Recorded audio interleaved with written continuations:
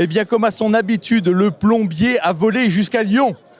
Eric, le plombier volant, qui fait toujours de magnifiques modes. On avait fait un petit documentaire sur Eric et ses merveilleux modes issus de la plomberie, hein, à l'époque. Et alors, tu nous proposes quoi cette année sur Apexpo Lyon ? Cette année, on a fait une box. Il y avait déjà une box qu'on appelait le rasoir d'Occam.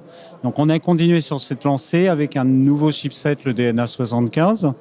Donc, le mode s'est appelé la machine de Turing parce que c'est la première fois que j'utilise une machine numérique. J'ai utilisé une découpeuse laser. Donc, ça m'a permis, parce que... Oh là là, ça se modernise. Voilà, jusqu'à présent, j'utilisais des machines anciennes. Là, ça m'a permis plus de complexité, de pouvoir amener des gravures, des découpes et de créer une forme différente. Alors vas-y, montre-nous cette forme différente. Et donc, voilà la bête. Quel matériau ?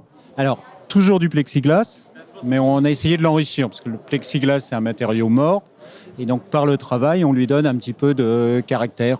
Et ce travail de sculpture, il est fait comment ? Il est ciselé comment ? Alors voilà, c'est la graveuse laser qui va projeter une image et qui va rentrer dans la matière pour nous faire du relief. Donc, il y a un autre aspect qu'on voit, c'est les petites rainures. Et en fait, ces petites rainures, c'est elles qui lui donnent sa forme. C'est-à-dire que le plexiglas, c'est rigide. On peut le thermoformer. Le rasoir d'Occam était thermoformé. Et là, cette fois-ci, la graveuse laser, donc ça, c'est un travail qu'on ne peut pas faire à la main, plus rigolo que ce qu'il n'est en réalité. Et alors, donc, tu as plusieurs modèles de cette box ? Alors, plusieurs couleurs, plusieurs gravures. T'en as d'autres ici ? On peut les voir sur la table. Donc voilà, un motif floral, un motif d'inspiration japonaise,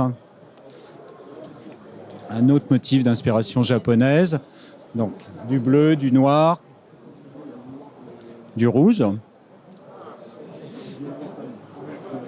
le fameux ivoire qu'on avait déjà sur le rasoir d'Occam permet aussi de... Et ça, c'est toujours du plexiglas. Voilà, ça ressemble un peu à de l'ivoire, mais c'est du plexiglas. C'est beau. Et là, tu peux montrer l'intérieur ? Cette fois-ci, on a mis du bronze. C'est du papier qu'il y a au fond ? Alors, c'est un papier népalais, un papier de mûrier, sérigraphié. Et puis, les petites découpes sont en feuille d'or. Donc, le numéro de série, l'indication. Et par contre, c'est pas du laiton, c'est du bronze.